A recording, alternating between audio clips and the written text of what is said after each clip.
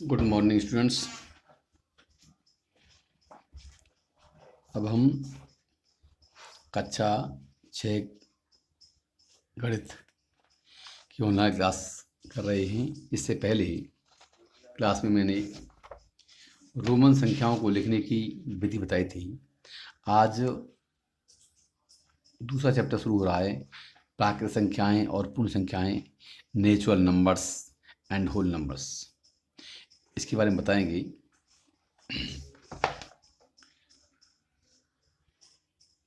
कक्षा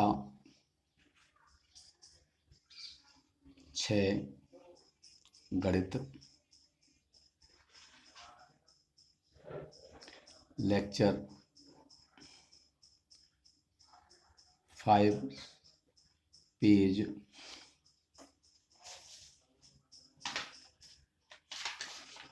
8।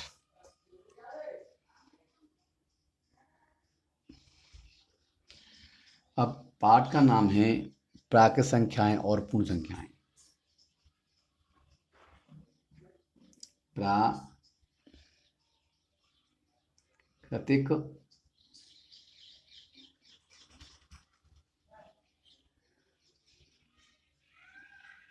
संख्याएं और पूर्ण संख्याएं।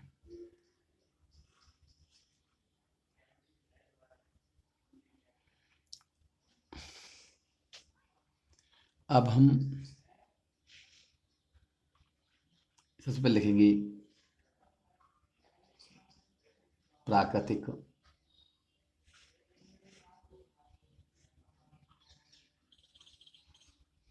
संख्याएं।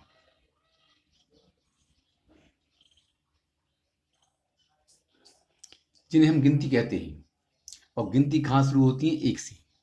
1 2 3 4 5 आगे बढ़ते रहें, ये सभी क्या कहलाती हैं? सभी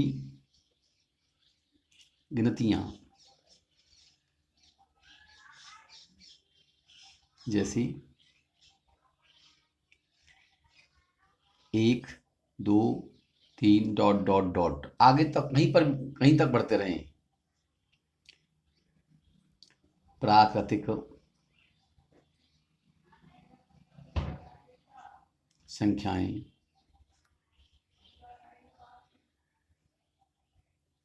कहलाती हैं। इसके बाद में आता है पूर्ण संख्याएं।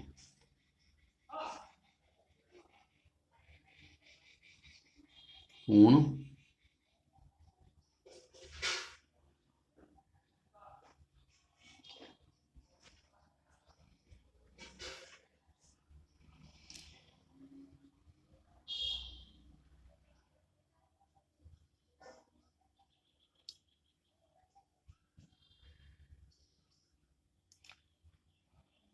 शून्य को मिलाकर सभी प्राकृतिक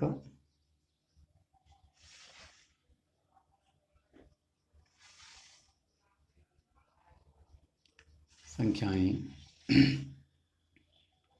पूर्ण संख्याएं कहलाती हैं।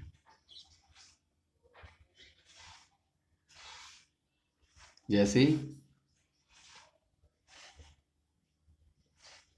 0 1 2 3 डॉट डॉट।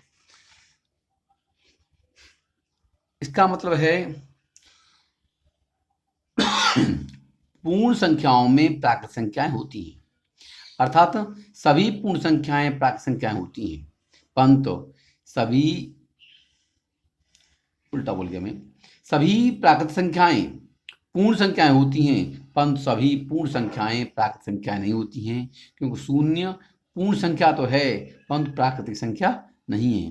अर्थात 1 2 3 4 डॉट डॉट करते जाओ, आगे बढ़ते रहेंगे, यह क्या है? प्राकृत संख्या है। और 0 1 2 3 4 आगे बढ़ते रहेंगे। ये क्या है?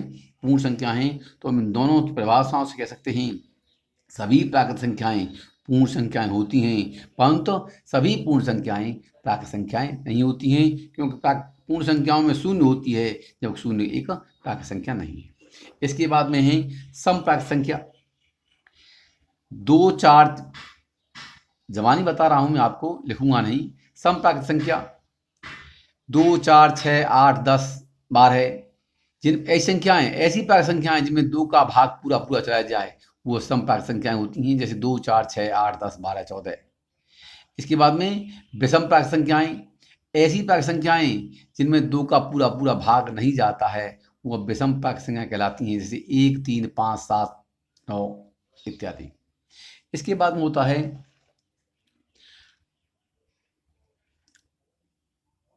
अनुवर्ती। अनुवर्ती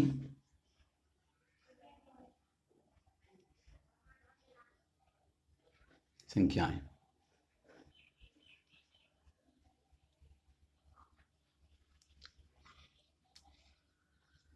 किसी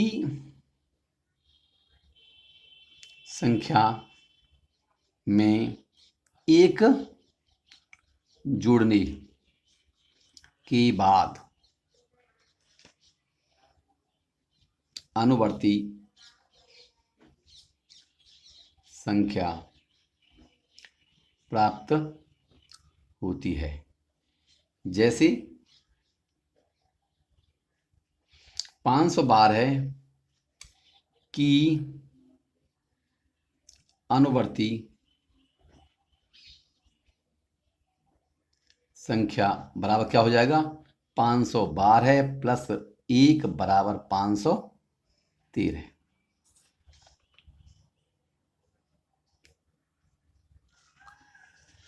अब होता है पूर्ववर्ती संख्याएं किसी संख्या से एक घटाने के बाद पूर्ववर्ती संख्या प्राप्त होती है।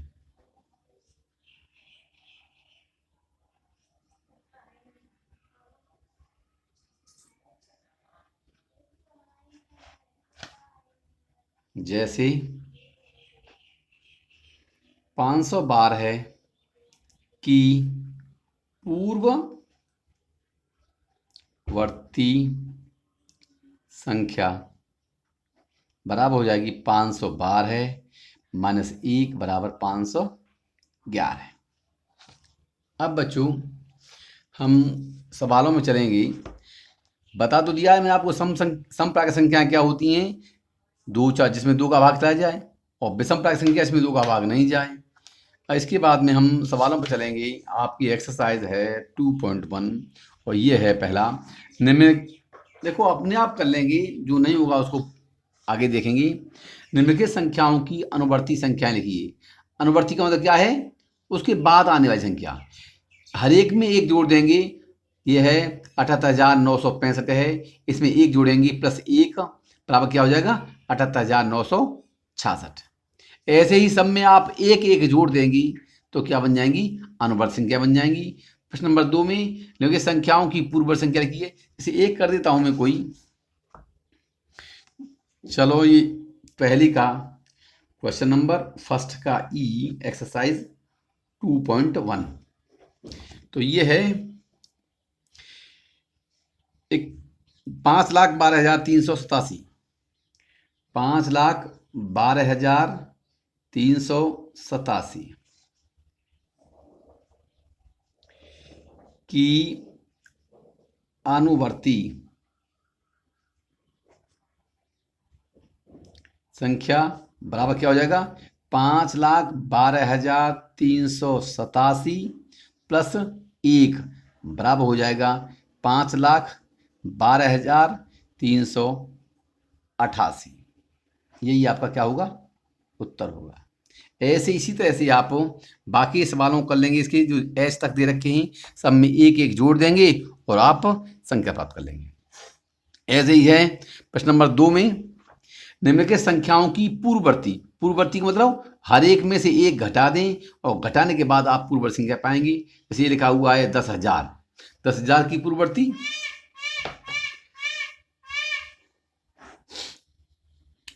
क्वेश्चन नंबर 2 का फर्स्ट ही ले लें, फर्स्ट मतलब ए, और इसका एक्सरसाइज है 2.1। यहाँ है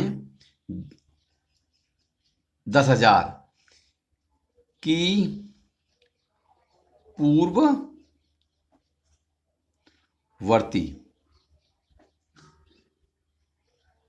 संख्या बराबर हो जाएगा 10,000 माइनस 1 बराबर हो जाएगा 9,999।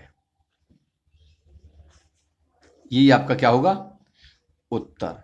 एक जोड़ देंगे तो अनुवर्ती और एक घटा देंगे तो क्या बन जाएगा, पूर्ववर्ती संख्या मिल जाएगी आपको। अब है प्रश्न नंबर 3। किताब देख रहे होंगे, जिनके पास किताब नहीं है व्यवस्था करें किताब की, तभी आपको सहायता मिल पाएगी, लाभ मिल पाएगा। निम्नलिखित संख्याओं में से सम और विषम संख्याओं को अलग कीजिएगा। हम जानते हैं जिसमें 2 का भाग चला जाए वो सम संख्या होती है, जिसमें 2 का भाग नहीं जाए वो विषम संख्या होती है। अब इसके लिए आपको भाग देने की जरूरत नहीं होती है, हमको देखना होता है इकाई का अंक। यदि किसी संख्या में इकाई का अंक सम है तो वो सम संख्या होगी, और इकाई का अंक यदि विषम है तो वो विषम संख्या होगी। हम देख रहे हैं 42 में 2 इकाई का अंक क्या है, 2, और 2 क्या है, सम है, तो ये सम संख्या है। 37 में इकाई का अंक 7 है और 7 क्या होता है, विषम, तो ये विषम संख्या है। 39 में इकाई का अंक 9 है तो ये विषम संख्या है। 48 में इकाई का अंक 8 है तो क्या ये सम संख्या है। 56 में इकाई का अंक कितना है, 6 है, तो ये सम संख्या है। 102 में इकाई का अंक 2 है तो ये सम संख्या है। 131 में कितना है, इकाई का अंक 1 है तो ये विषम संख्या है। 196 में इकाई का अंक 6 है तो ये सम संख्या है। 206 में इकाई का अंक 6 है तो ये सम संख्या है। 316 में इकाई का अंक 6 है तो यह सम संख्या है। और 500 और जिस अंक के जिसमें इकाई का अंक 0 होता है वो अभी क्या होती है, हमारी सम संख्या होती है। अब यहाँ पर इसको एक को बता दूं मैं आपको, ध्यान रखिएगा, जिसमें इकाई का अंक सम या 0 होता है वह सम संख्या होती है, और जिस संख्या में इकाई का अंक विषम होता है वो विषम संख्या होती है। इस अपने आप कर लेंगे, इसको आपने बता दिया आपको। चलो एक लिख देता हूं, क्वेश्चन नंबर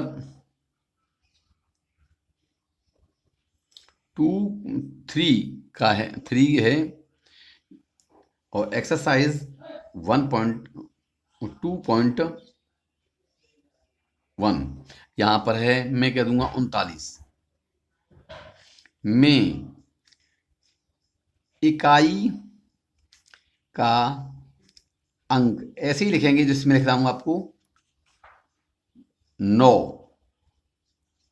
है, जो एक विषम संख्या है, अतः 39 एक विषम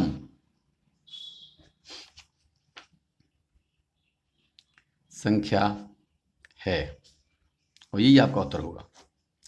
इसके बाद में और ध्यान रखिएगा, जिसमें इकाई का अंक 0 होता है ऐसी संख्या, 2 या 2 से अधिक अंकों की यही संख्या जिसमें इकाई का अंक 0 होता है वो भी क्या होती है, हमारी सम संख्या होती है। अब इसके बाद में अगला प्रश्न है इसका, आप किताब देख रहे होंगे, मेरे हाथ में किताब है। तो सही कथन के सामने सही टिक्का और गलत के सामने क्रॉस का चिन्ह लगाइए। प्रत्येक प्राकृत संख्या एक पूर्ण संख्या होती है। अब इससे पहले बताया था मैंने आपको, प्रत्येक प्राकृतिक संख्या क्या होती है, एक पूर्ण संख्या होती है, ये सत्य है। शून्य सबसे छोटी प्राकृतिक संख्या होती है। शून्य जो है प्राकृतिक संख्या नहीं होती है, शून्य अलग संख्या है। प्राकृतिक संख्या क्या होती है, 1 2 3 4 5, तो ये असत्य है। एक सबसे छोटी प्राकृतिक संख्या है, सत्य बात है। प्राकृतिक संख्या 1 से प्रारंभ होती है, 1 से लेके आगे 1 2 3 4 5 6 7 8 9 10 करते जाएंगे आप, तो यह एक सबसे छोटी प्राकृतिक संख्या है, सही है, टिक कर देंगे इसको। इसके बाद में 7 अंकों की सबसे छोटी, तो 7 अंकों की सबसे छोटी संख्या 6 अंकों की सबसे बड़ी संख्या की अनुवर्ती होती है। 7 अंकों की सबसे छोटी संख्या, 7 अंकों की सबसे छोटी संख्या और 6 अंकों की सबसे बड़ी संख्या की अनुवर्ती होती है, ये करना है। मैं बता दूं आपको थोड़ा करके, यह है क्वेश्चन नंबर 4 का है यह डी, और एक्सरसाइज है 2.1। 7 अंकों की सबसे छोटी संख्या, हम जानते हैं सबसे छोटी संख्या लिखने के लिए पहले हम 1 लिखते हैं और एक के बाद में शून्य लिख करके संख्या के अंकों की पूर्ति कर लेते हैं। जैसे 7 अंकों की है तो लिखेंगे 7 अंकों की सबसे छोटी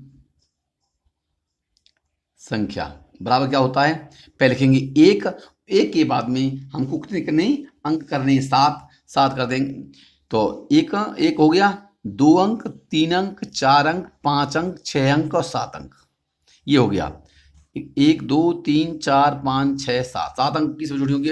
अब 6 अंकों की सबसे बड़ी संख्या तथा 6 अंकों की सबसे बड़ी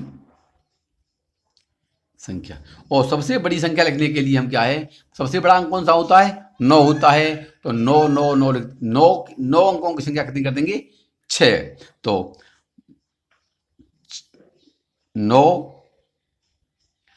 9 9 9 9 और 9, इकाई दहाई सैकड़ा हजार 10,000 लाख, 9,99,999, और ये कितना हो गया है, इकाई दहाई सैकड़ा हजार 10,000 लाख 10 लाख है।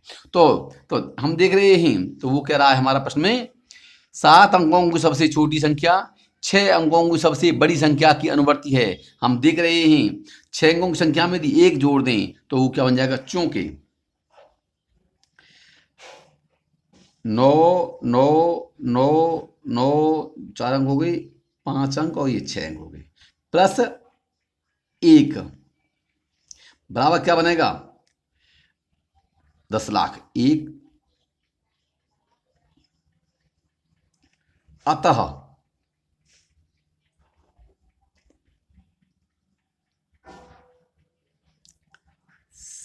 7 अंकों की सबसे छोटी संख्या 6 अंकों की सबसे बड़ी संख्या की अनुवर्ती है। ये सही है, तो ये क्या हो गया, ये सही बात है।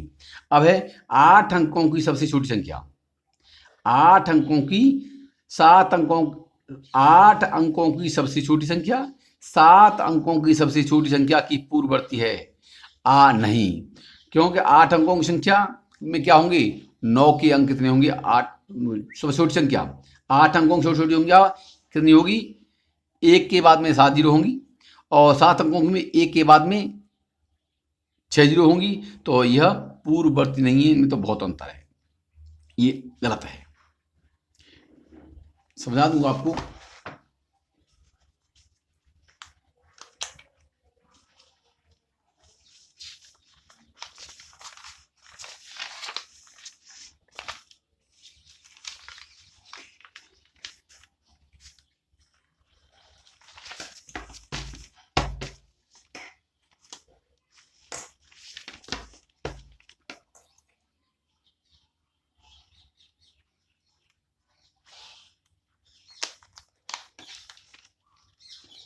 अब इसमें दे रहा है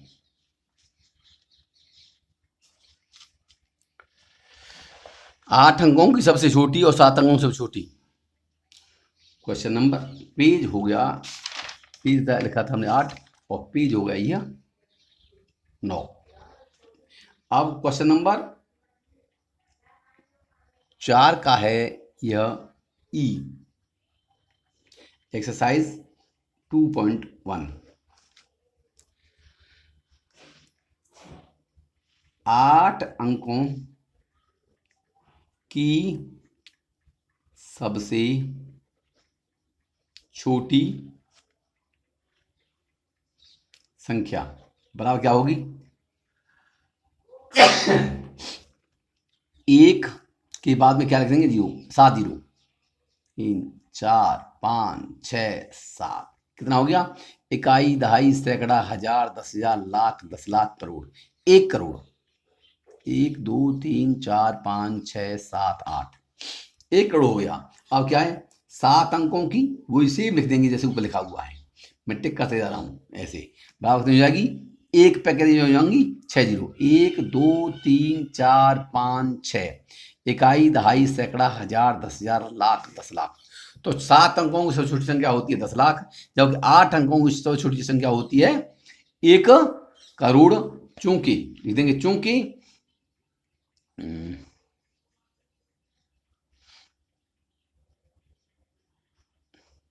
8 क्या लिखा हुआ है? 8 अंकों की सबसे छोटी संख्या 7 अंकों की सबसे छोटी संख्या की पूर्ववर्ती है नहीं।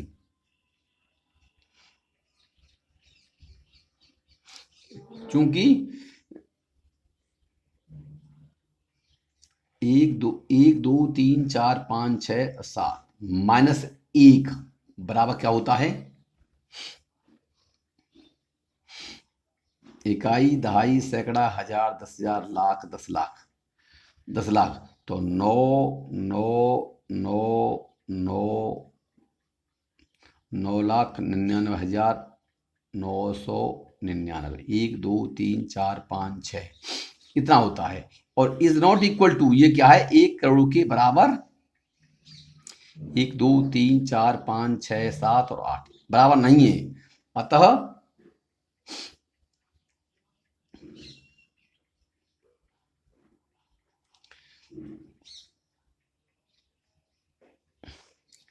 आठ अंकों की सबसे छोटी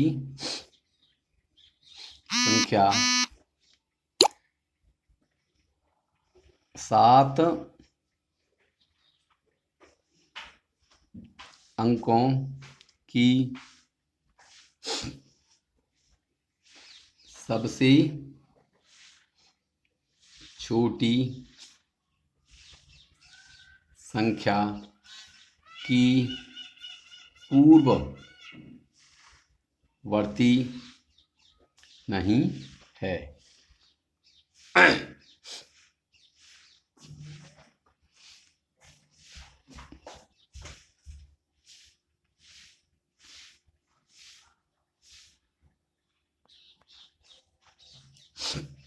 अच्छा, तो अब 2 प्रश्न और रह गए इस पाठ की आपकी।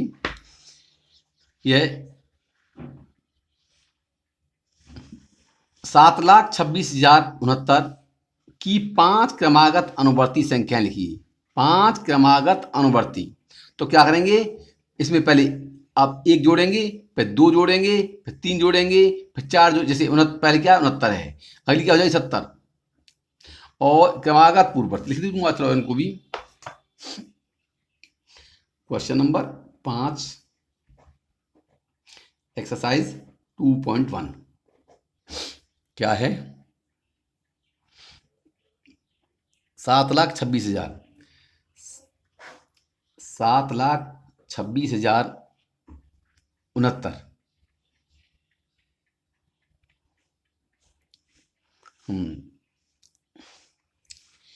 की 5 क्रमागत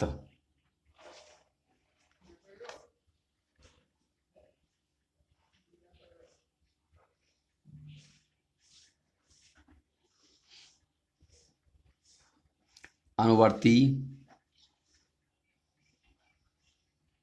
संख्याएं क्या होंगी? ये होंगी, या 69 है, 70 हो जाएगा।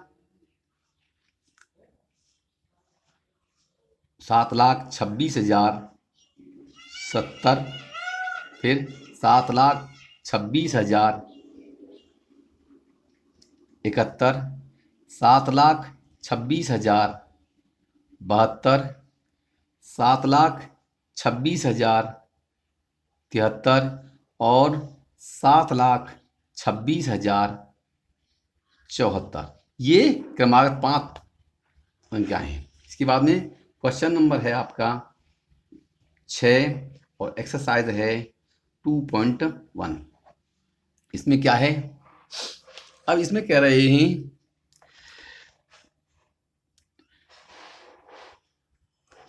7,68,940 की 5 क्रमागत पूर्ववर्ती संख्याएं। पूर्व संख्याओं के लिए क्या करते हैं? एक एक कम करते जाते हैं। तो कितना है? 7,68,940 की 5 क्रमागत